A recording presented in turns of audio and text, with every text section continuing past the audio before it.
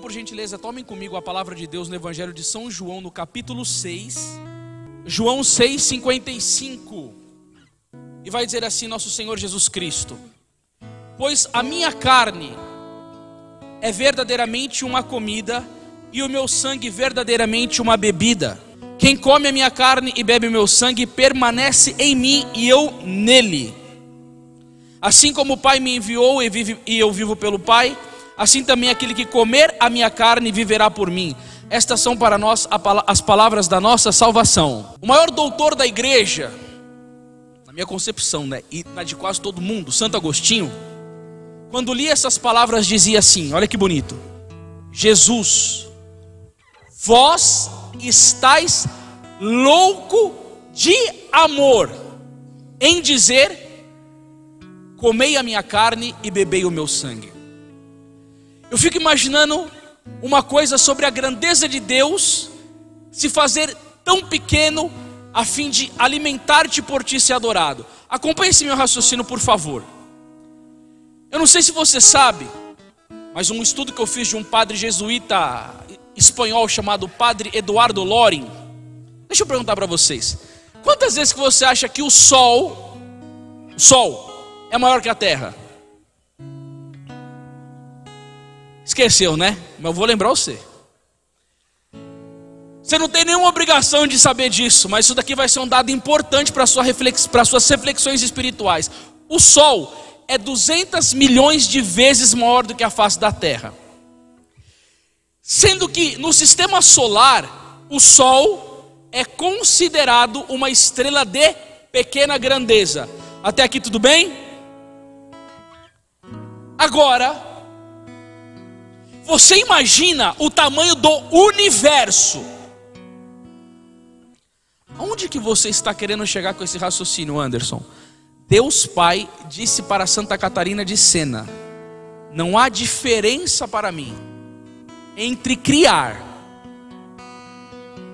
o universo ou uma formiga. Vocês estão entendendo a grandeza de Deus e o poder dele?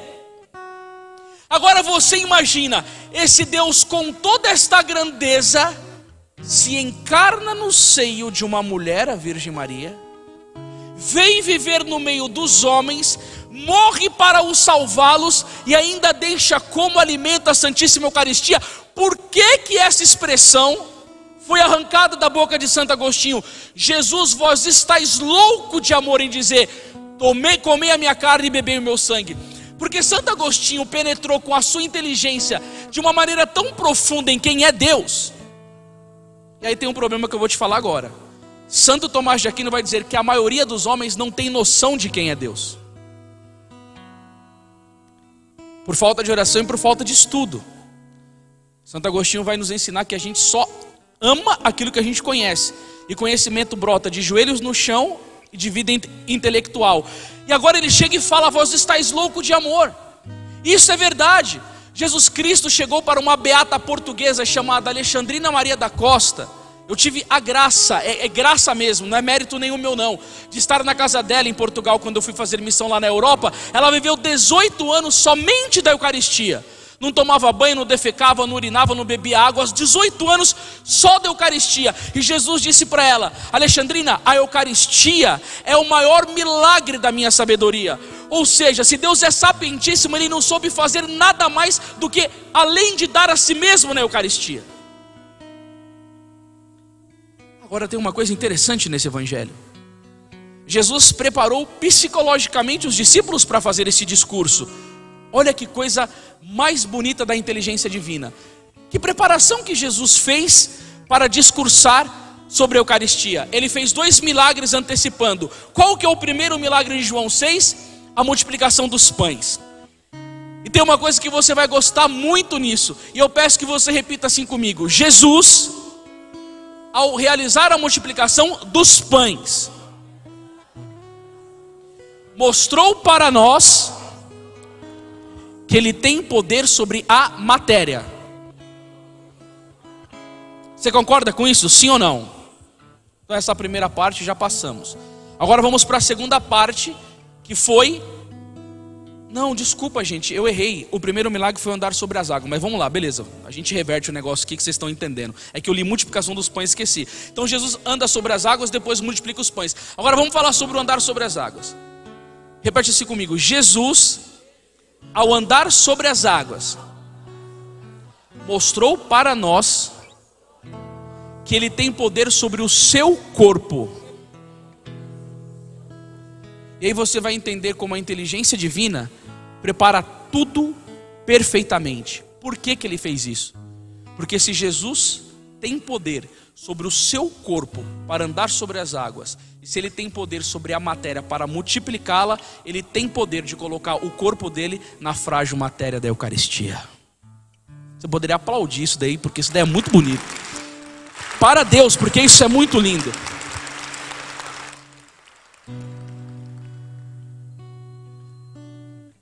Agora, da parte de Deus, Ele está presente no Santíssimo Sacramento. E o que Ele deseja de cada um de nós? Que nós o amemos profundamente. Na verdade, Jesus Eucarístico deseja ser o centro da nossa vida. As aspirações do nosso pensamento. O desejo faminto das nossas almas. E aí você chega e fala assim: mas a gente tem o país mais católico do mundo. Cotidianamente muitas pessoas vão na missa. Dominicalmente tantas pessoas vão na missa. Ou seja, Jesus é super amado e adorado. Eu vou colocar algumas coisas aqui para vocês, para a gente refletir um pouco mais sobre essa questão. A primeira coisa que eu quero te dizer, meus irmãos, é o que Santo Agostinho falava: a fé não está no corpo que se inclina, mas no coração que crê. E uma coisa que eu fico analisando que me causa uma certa dor interior, sabe o que é? Quando Jesus ele se dá na Santa Missa a cada um de nós, e nós o comungamos, esse Jesus que é louco de amor, ele entra dentro de nós. E qual deve ser o comportamento de quem ama Jesus Cristo? Cumprir o que a igreja pede. Fazer uma boa ação de graças de no mínimo 15 minutos. E aonde que a gente vai aprender? Aonde que é essa escola? A Bíblia vai ensinar a fazer ação de graças? Não, a Bíblia não vai ensinar a fazer ação de graças. Quem que vai ensinar? A vida dos santos. Você pega, por exemplo, a vida de um São Pedro de Alcântara. Ele é padroeiro do Brasil.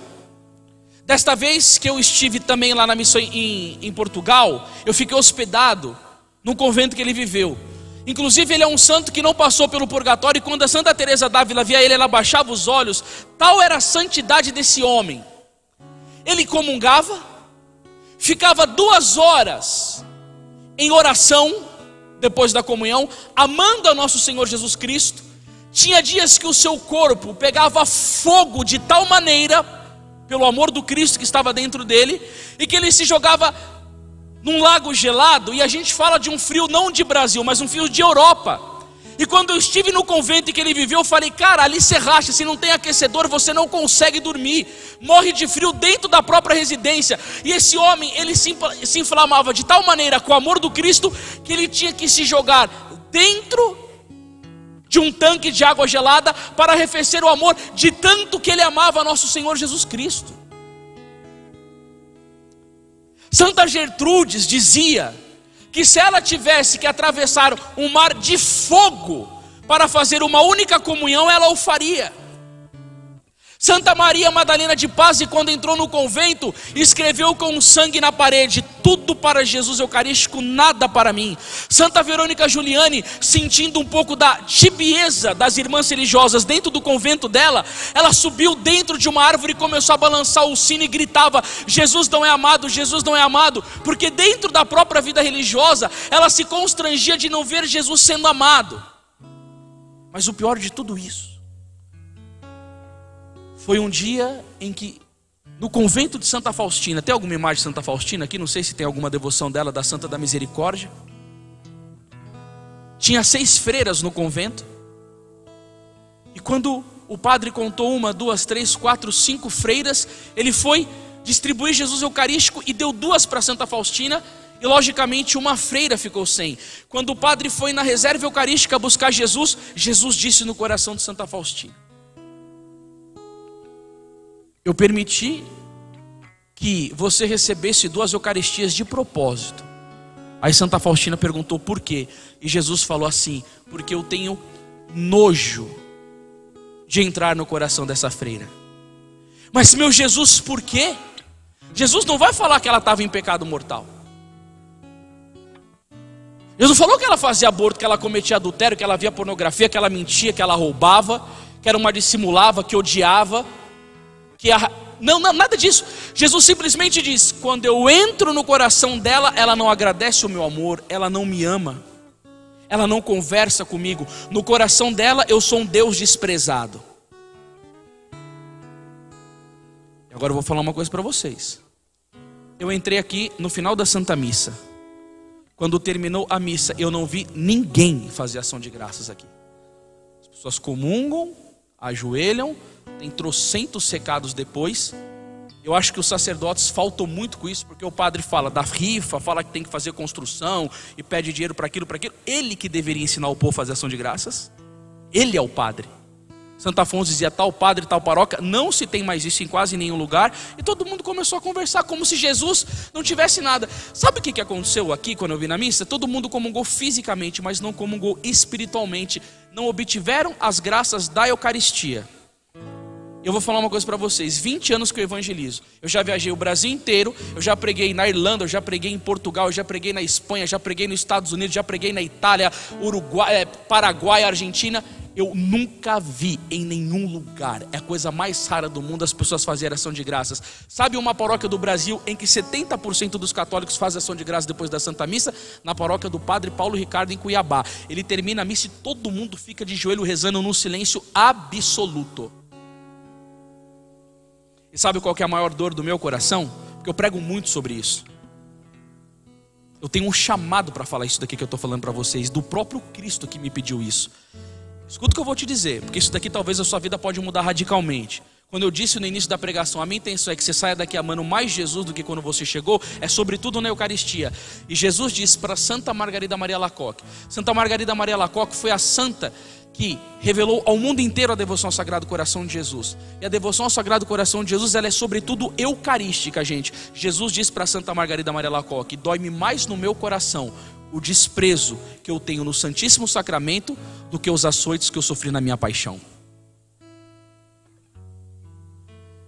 Se você quiser entender um pouco do que é isso, você já viveu alguma experiência de amar muito uma pessoa e não ser correspondida? Você já viveu alguma experiência de ingratidão com o marido, com a esposa, com o namorado, com uma pessoa que você foi cheio de benevolência, de caridade, de amor, que você preparou uma surpresa, que você serve essa pessoa e ela é super indiferente a você? Ela meio que te despreza, ou uma mulher te despreza, ou um homem, seu pai, um amigo, o patrão da sua empresa. Você tenta agradar, você faz o melhor trabalho, o cara é indiferente, você não faz mais que a sua obrigação. Se você já sofreu ingratidão, dói, não dói?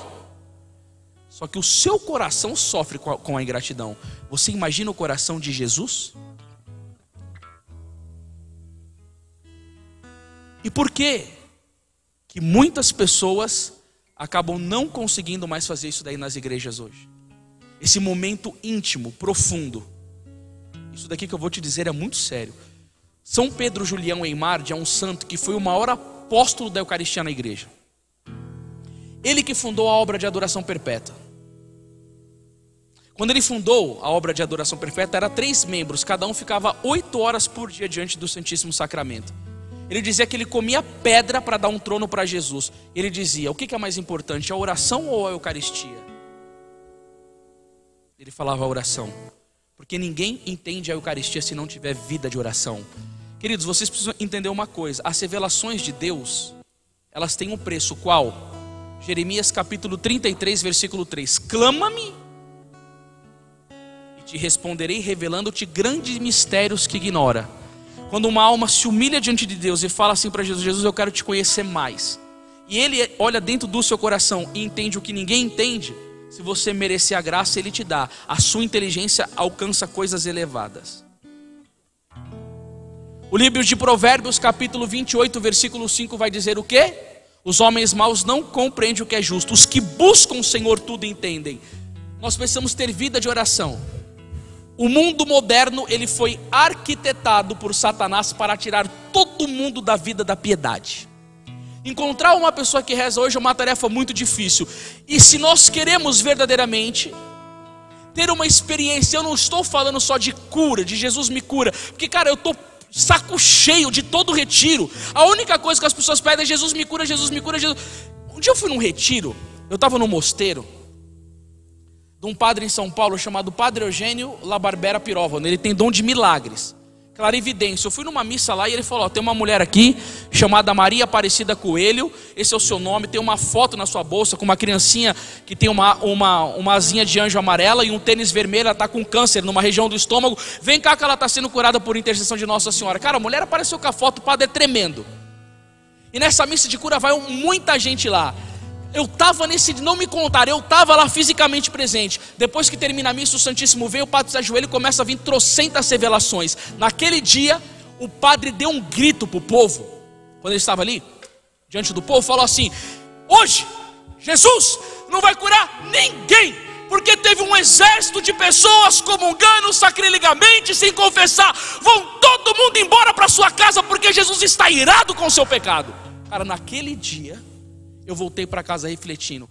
O povo só foi pedir cura para Jesus, tudo sem confessar, comungando sacrilegamente. Você acha que foi exemplo de quem? João Evangelista, São Paulo, Padre Pio? Nada, tudo seguidor de Judas Iscariotes. Senhor, me cura disso. Senhor, me liberta disso. Tem coisa que Jesus não vai te curar até o final da sua vida. Vê lá o 2 Coríntios 12, quando Paulo pediu para ser livre do espinho na carne dele. Rezou 3 vezes, Jesus falou: basta-te a minha graça, meu filho. É quando você é fraco que você é forte, e eu vou permitir esse espinho na sua carne para que o diabo não te leve ao orgulho. Tem coisa que Deus vai curar e tem coisa que Deus não vai curar. Só que eu fico vendo esse interesse no povo hoje, dentro da igreja, que dá gastura. Porque, gente, a primeira coisa que a gente tem que fazer, aprenda uma coisa aqui que você vai entender isso daqui. Jesus não disse na Bíblia: buscar em primeiro lugar o reino de Deus, a sua justiça, e tudo mais vos será dado em acréscimo? Agora me diga, Deus não cuida das nossas vidas? Cuida, é só a gente amá-lo, que Ele rega com as graças a nossa vida, sim ou não? Aí Dom Bosco vai dizer: querer receber muitas graças, visitai-o muitas vezes. Jesus no Santíssimo. Querer receber poucas graças, visitai-o poucas vezes. Quereis vencer ao demônio, refugiai-vos aos pés de Jesus. Quereis que o demônio vos vença? Não adora Jesus não. Só que aí eu vou te falar um negócio que é muito impressionante e você vai entender. Esse mesmo São Pedro Julião em Marte que eu falei para vocês que ele é o apóstolo da Eucaristia, sabe o que ele dizia? O reino de Satanás avança. Cara, eu queria que você nunca esquecesse essa frase. Tá gravando isso daqui, não tá? Depois você vê lá no YouTube, olha a frase dele: o reino de Satanás avança na medida em que a fé na Eucaristia é diminuída. Aborto, ideologia de gênero, casamento gay, destruição da família, isso está tudo bombando. E aí uma coisa que eu fiquei refletindo hoje à tarde. Teve uma pessoa aqui que eu queria xingar, mas porque eu vou ter que me controlar, eu sou impetuoso, quem me conhece sabe que eu sou assim mesmo, que fez um evento numa arena Goiânia aqui, bombou, todo mundo querendo ir lá com ele aprender a ser milionário, se candidatou à presidência aí, é o guruzão de todo mundo aí, é o bilionáriozão. E aí chegou lá um padre e foi dar um testemunho que ele era um sacerdote católico, ele abandonou porque ele estava preso na mentira, porque agora ele era livre, que eu não sei o que, ele era um frade franciscano. E os franciscanos têm por obrigação viver a pobreza. Isso daqui ninguém foi e colocou aquele padre lá dentro e fala que seu canalha fica aqui. Ele foi por vontade própria, ele que entrou na congregação. Só que se o cara entrou no franciscano é porque segundo ele sentiu um chamado a viver a pobreza. Senão ele poderia ser padre diocesano que não tem voto de pobreza. Aí ele chega lá do lado do guruzão: agora eu sou livre. E todo mundo Não, eu não estou querendo ofender os católicos, não é isso daqui não. Mentiroso, cara de pau, porque ele quer os votos do católico. Aí eu vejo aquele padre, porque ele vai ser padre eternamente, ele abandonou o sacerdócio dele, porque agora ele vai ser um baita de um coach. E aqui em Goiânia isso daqui é febre, né? Nas igrejas está cheio de coach. Falar de Jesus ninguém quer. Eucaristia tal, mas todo mundo quer só coach. Aqui em Goiânia isso daqui é uma febre. E aí, eu fiquei olhando para aquele padre. Eu falei, cara, o cara confessava pecado. Quem tem poder? Você pode confessar um pecado de alguém, sim ou não? Eu também não posso. Pode confessar pecado. Você sabe o que é um chamado de um homem consagrar e fazer um pão virar o corpo de nosso Senhor Jesus Cristo? A graça disso. Quando o Padre Pio foi receber a sua ordenação sacerdotal, ele ficou a noite inteira chorando, angustiado para receber, de tão alto que era a vocação de ser um padre. Aí o cara vai e me troca, consagrar Jesus no altar. Era esposo de Jesus, para renunciar à vida de piedade sacerdotal, para se misturar com essa idolatria do dinheiro e essa prostituição iníqua de tanto dinheiro, de tanta mentira, de ficar vendendo curso na internet de 5, 10 mil reais, que a maioria das vezes não dá porcaria nenhum de resultado na vida das pessoas. Renunciar a Jesus por causa disso. Sabe o que é o pior? Cheio de católico lá na Arena Goiânia. Esse infeliz não faz 15 minutinhos de ação de graça, mas vai lá para ser o super poderoso do dinheiro. Eu tenho pena desses católicos no dia do julgamento. Porque quando ele olhar para Cristo e ver o quanto ele desprezou na terra, vinha na missa muitas vezes por preceito, gente. Por preceito. Ou na oração é só pedir coisa para Jesus. Jesus, ele não gosta que pede, ele gosta que pede coisa. Batei e vos será aberta, pedis e recebereis. Mas pede o dom da santidade. Pede o dom de amar Jesus, pede o dom de aceitar a cruz, pede as virtudes, a mansidão, a humildade, pede a prudência, a fortaleza, a justiça, a temperança. Ninguém quer pedir santidade, e não tem jeito melhor de você lograr a santidade do que com Jesus Eucarístico. Tanto que Santa Teresa d'Ávila dizia, gente, basta uma Eucaristia para sermos santos. E por que não somos? Olha aí. Quem vai responder é um outro beato da igreja, José Alamano. Ele vai nos ensinar: o defeito não está no alimento. Jesus não tem defeito, ele é perfeito, mas em quem o comunga. Eu falei uma coisa esse final de semana no retiro, que eu quero falar para vocês aqui agora.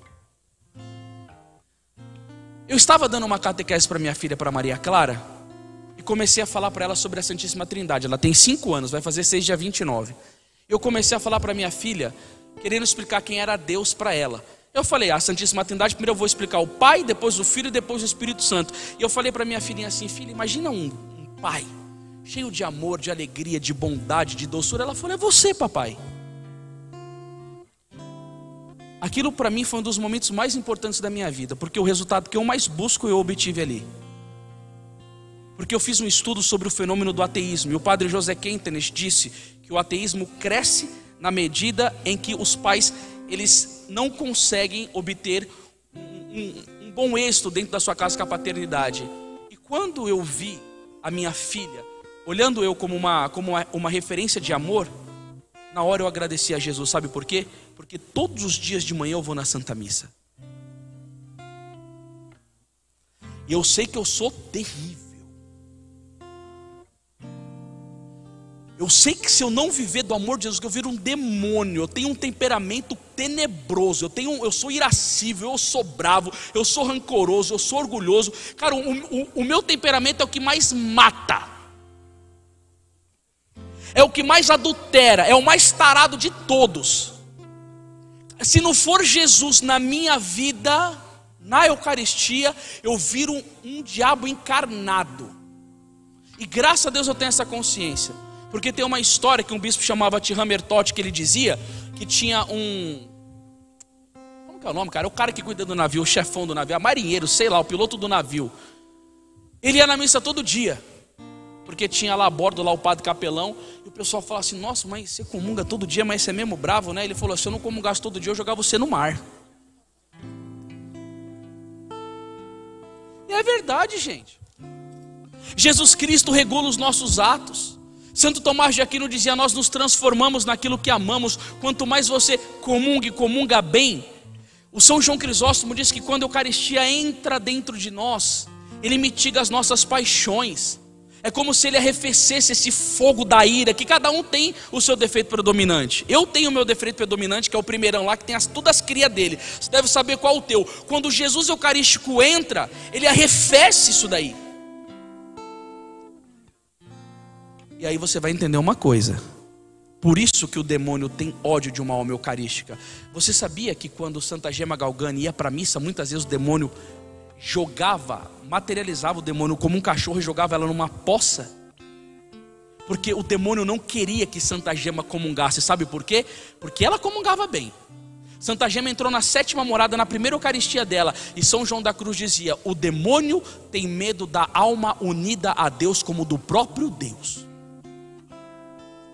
E quando você comunga bem, você fica mais paciente, você fica mais amoroso, você ama mais a sua esposa, a esposa ama mais o esposo, educa os filhos mais na fé. Eu estava vendo aqui a imagem de São Luís Martin, e é tão interessante que São Luís Martin, ele tinha vocação, ele achou, que tinha vocação de ser religioso, foi lá para a trapa para querer ser um trapista, mas foi recusado porque não sabia fazer o latim e casou. Só que esse homem, ele tinha uma alma com tanto amor por Jesus, que todas as tardes ele saía como pai e ia fazer o quê? Dar uma volta com Santa Teresinha. Fazer o quê? Visitar as igrejas e adorar o Santíssimo Sacramento. Aí Santo Afonso Maria de Ligório vai falar que ele teve uma visão com Jesus na Eucaristia cheio de bênção para querer dar para o povo, mas o povo não ia receber. Numa dessas visitas que São Luís Martin levou Santa Teresinha, ali entrou a vocação dela. E sabe o que aconteceu?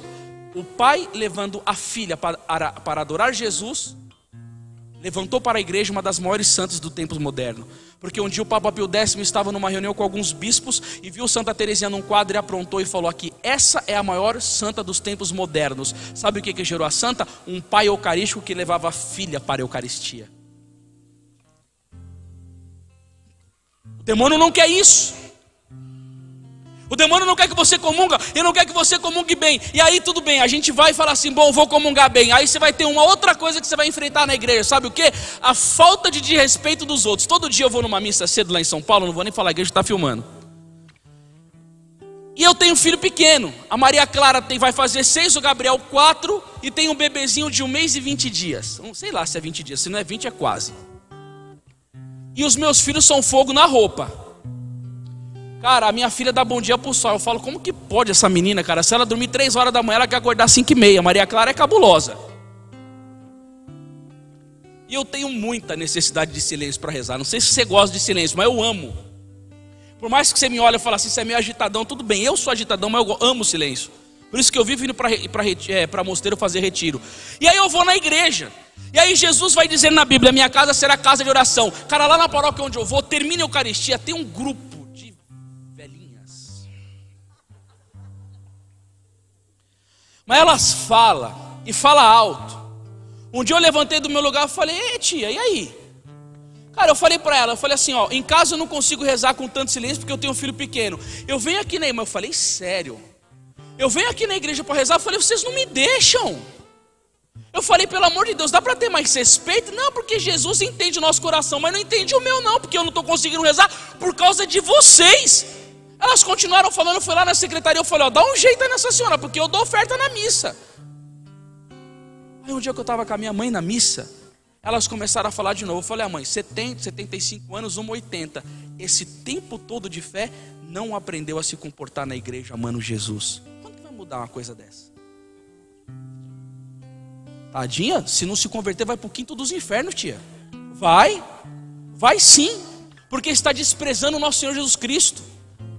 E eu ainda fui e conversei uma outra vez na manhã. Aí um dia, numa manhã, eu falei com o padre, eu falei: padre, pelo amor de Deus, eu estava indo na comunhão reparadora, eu falei: fala para essas senhoras, fala para ela, vai ali no estacionamento. Eu já falei 10 vezes, ela não muda.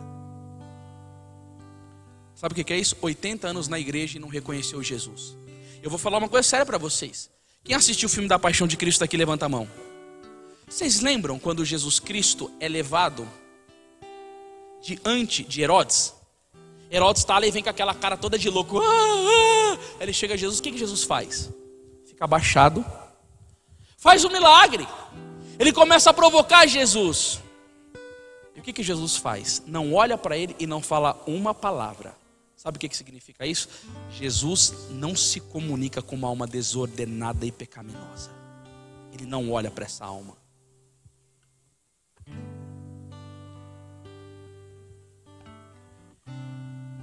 E sabe que tempo que você vive hoje?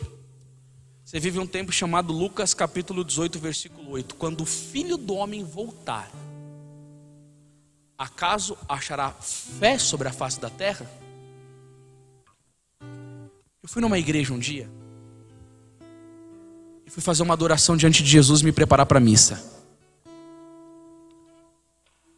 Eu estava adorando Jesus, começou a me dar uma angústia na minha alma. Eu falei, que dor profunda, que coisa mais esquisita.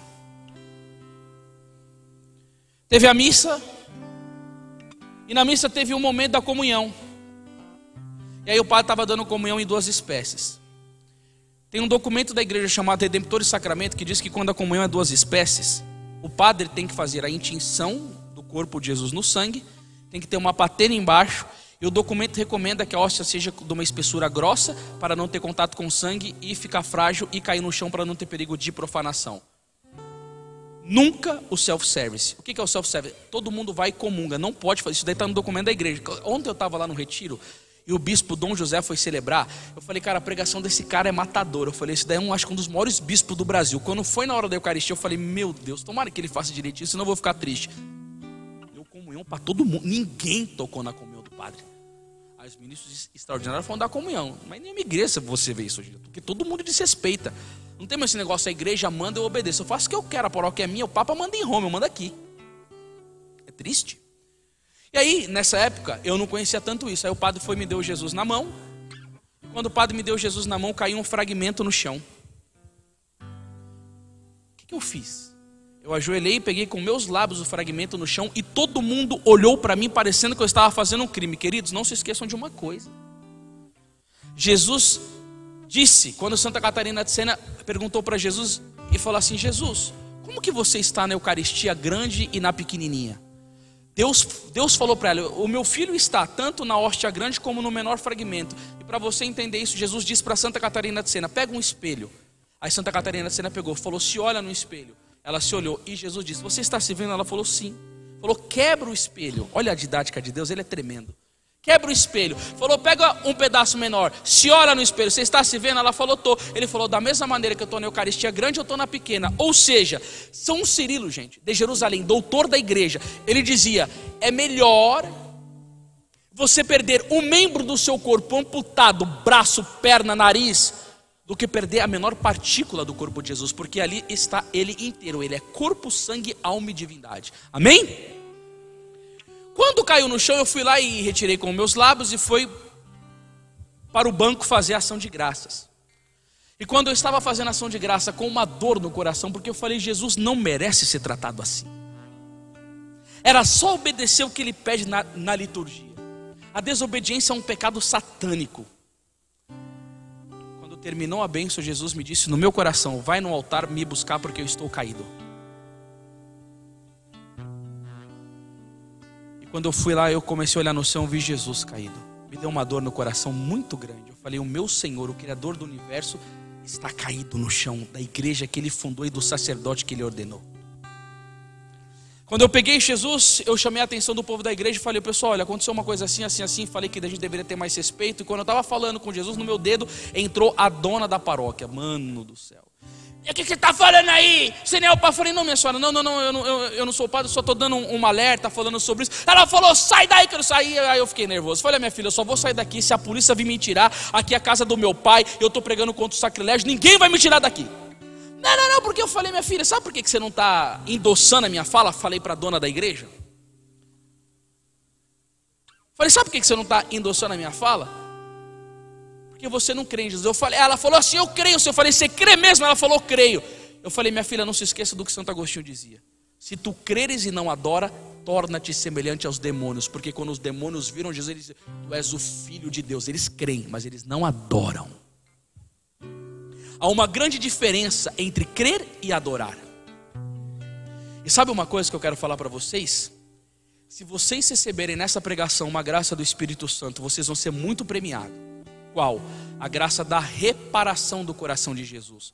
Porque quando Jesus apareceu para Santa Margarida Maria Alacoque, ele está diante dela no Santíssimo Sacramento, mostrou o coração e falou assim, eis o coração que tanto tem amado os homens, e não recebe deles a não ser ingratidões, blasfêmias, irreverências, sacrilégios e ultrajes. Tu ao menos, disse ela, vê de desagravar o meu coração. E nessa espiritualidade do coração eucarístico de Jesus, Jesus apareceu uma outra vez e falou para Santa Margarida da 9ª sexta-feira da comunhão reparadora. E Jesus prometeu, se as pessoas comungarem as 9 primeiras sexta-feiras do mês, devidamente confessado, e repararem o meu coração das ofensas, tal, Jesus garante a salvação da alma. Tanto que tem um padre amigo meu, esse mesmo padre que falou lá do negócio do sacrilégio, ele estava numa universidade na Itália, num prédio muito grande, e teve um acidente de moto. Olha que coisa mais linda. O outro padre viu o cara se acidentando, desceu correndo, e quando foi dar absolvição para ele, ele falou assim: eu sabia que o coração de Jesus não ia me abandonar. Ele tinha feito as 9 primeiras sexta-feira. Quando o padre deu a unção dos enfermos e a absolvição dos pecados, o cara morreu na hora. Ele fez a comunhão reparadora e Jesus salvou ele na hora da morte. É tremendo. Agora, no Rio de Janeiro, teve um padre que fazia a comunhão reparadora. Sabe o que ele fez? Ele catou um coração de Jesus enorme, feito de o mesmo estofado tipo de travesseiro, o coração, e colocou um monte de espinhos dentro do coração de Jesus. Sabe o que acontecia nessa primeira sexta-feira? O pessoal ia receber Jesus, passava diante do coração de Jesus e tirava um espinho. E esse espinho era a dor de pessoas que rejeitavam Jesus, de pessoas que fazem missas profanas, de satanistas, de pessoas que não confessam. Tem aqui casal de segunda união que eu conheço que fala: eu vou na igreja, mas eu não confesso. E veio me procurar para ajudar a buscar no tribunal eclesiástico o decreto de nulidade, porque eu conversei com os dois e vi que o casamento é nulo. O que falaram? Não, eu não comungo. Eu conheço igrejas. Um dia eu estava fazendo missão numa paróquia e a menina lá que era de segunda união, eu vi ela comungando. Eu falei: minha filha, por que você comungou? Você não pode. Não, eu vou te falar um segredinho aqui. O padre liberou. Eu falei: o padre não é o papa, menina. Fica com essas brincadeiras idiotas aí de ficar burlando a doutrina. Como assim o padre liberou? O padre não pode liberar nada não que a doutrina da igreja afirmou como verdade. E aí essas coisas que ficam, esses espinhos no coração de Jesus, sabe o que acontece? Por graça, Deus levanta algumas almas generosas. E tem que ter muita generosidade, tem que ter amor, tem que estudar. Sabe para quê? Para chegar diante de Jesus na igreja e falar assim: Senhor, eu quero te amar por quem não te ama. Quando o anjo de Portugal apareceu para as crianças, ele disse o quê? Meu Deus, eu creio, adoro, espero e amo-vos. Peço-vos perdão por aqueles que não creem, não adoram, não esperam e não vos amo. Depois que o anjo de Portugal fez essa oração, ele deixou o cálice com a Eucaristia suspensa no ar. Pegou o cálice e a Eucaristia e trouxe para as 3 crianças e disse: tomai e comei o corpo de Jesus, horrivelmente ultrajado pelos homens. E sabe por que a gente precisa muito de ter esse espinho no coração? E sabe por que eu rezo muito para Nossa Senhora te dar essa graça, dessa pregação dar fruto na sua vida? De você mudar a sua maneira com Jesus, de você amá-lo mais na missa, de você se concentrar mais, de você buscar mais recolhimento. Porque tem a coisa que me dá mais pavor que existe, sabe o que é? É a missa negra. Os caras vêm dentro da igreja e roubam Jesus. Eu vou te falar uma outra coisa sobre esse roubo de Jesus. E sabe o que é uma missa negra? O altar é uma mulher satanista, de preferência menstruada. E na missa ela é o altar, menstruada e nua. Quem que participa da missa? 12 sacerdotes de Satanás e mais uma comunidade. Na hora da blasfêmia maior, eles introduzem Jesus na Eucaristia no membro genital da mulher. Os 12 satanistas têm relação sexual com ela, todos ejaculam dentro da mulher. Depois que os 12 tiveram relação, enfiam a mão dentro dela, tira Jesus de dentro da mulher, cheio de sangue e sêmen, coloca numa bacia e fica mijando e defecando em cima de Jesus. Oi? Não existe? Não? Então eu estou mentindo? Não, existe sim, eu pesquisei isso daí. Eu não falo sem estudar. Eu tenho muita convicção do que eu estou falando. Isso existe. Satanás não brinca com Jesus. Agora, se o pessoal é capaz de fazer aborto, vocês já viram um site de jovem que os adolescentes marcam encontro sexual? Para quê? A menina vai, transa com o menino, engravida, marca um determinado tempo só para abortar. Se eles conseguem matar uma criança que está vendo, quando você vê um monte de mãe vindo aí nos programas televisivos, chorando, procurando o seu filho que sumiu. Eles levam uma criança dentro da seita satânica, corta ela no meio, tira as vísceras, faz trabalho de feitiçaria, arranca o membro genital da criança para fazer feitiçaria. Se eles fazem isso, por que eles não fazem com Jesus? E fazem mesmo. E sabe como que eles roubam Jesus? Por causa da comunhão na mão. Por causa da comunhão na mão. Se vocês estudarem um pouco mais da doutrina da igreja, a comunhão na boca, ela sempre foi uma praxe dentro da igreja católica. Foi quando, internamente dentro da igreja, inimigos da Eucaristia começaram a forçar o Papa Paulo VI a dar Jesus na mão por causa de uma epidemia que tinha na época. O Papa Paulo VI cedeu e se arrependeu. E depois isso daí virou comum. Só que quando eu fui lá numa missão que eu fui fazer na Itália, eu tive a graça de ir lá em Roma e ter uma audiência com um bispo, que ele era o assessor direto do Papa Bento XVI. Eu fiz uma pergunta para ele.